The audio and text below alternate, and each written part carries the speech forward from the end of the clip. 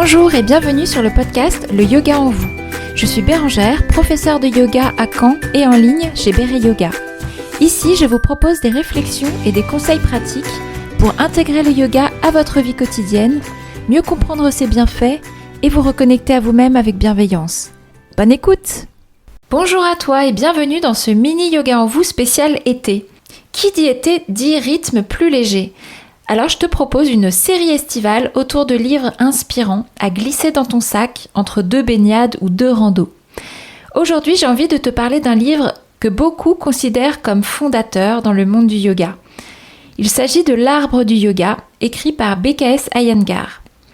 Ce nom, tu le connais peut-être, BKS Iyengar, car c'est une figure majeure du yoga moderne. Il a consacré sa vie à transmettre un yoga précis, intelligent, respectueux du corps humain. C'est aussi l'un des premiers à avoir utilisé des supports, briques, sangles, couvertures, etc. pour que chacun puisse pratiquer sans se blesser et avec le plus de précision possible. Ce petit livre, L'Arbre du yoga, est en fait une compilation de conférences que Iyengar a données entre 1985 et 1987. Presque 40 ans plus tard, ces mots restent lumineux, clairs, puissants. Pourquoi j'ai choisi ce livre ? J'ai choisi de te présenter ce livre car il parle à tout le monde. Que tu sois élève ou enseignant de yoga, débutant ou expérimenté, tu y trouveras de quoi nourrir ta pratique. Iyengar y partage sa vision du yoga de manière simple, directe, vivante. Et puis il va à l'essentiel avec clarté. Il parle du yoga comme d'un chemin de vie, pas juste une suite de postures.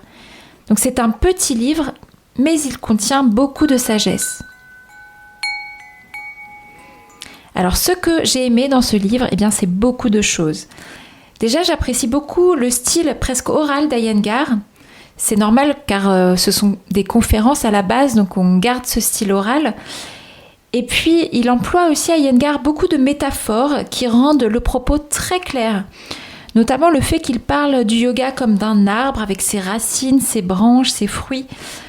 C'est une façon qu'il a de présenter les 8 membres du yoga, tels qu'ils apparaissent dans les Yoga Sutras de Patanjali, et ça rend le propos très clair. J'aime aussi la façon dont Iyengar relie toutes les dimensions du yoga, le corps, l'esprit, le souffle, l'âme. Et puis j'aime le fait que c'est un des livres qu'on garde près de soi, qu'on relit par petites touches, et qui nous parle différemment à chaque étape de notre pratique et de notre avancée sur le chemin du yoga. C'est comme un compagnon de route. Et si je devais te laisser avec une idée phare du livre, ce serait celle-ci. Le fait que le yoga demande du temps, de la patience et une profonde écoute du corps.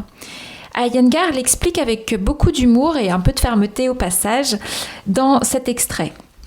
Dans les pays occidentaux en particulier, les gens veulent par-dessus tout faire Padmasana, la posture du lotus. Ils disent « Je pense que je peux y arriver ». Hélas, on pense avec la tête, mais on exécute avec le genou.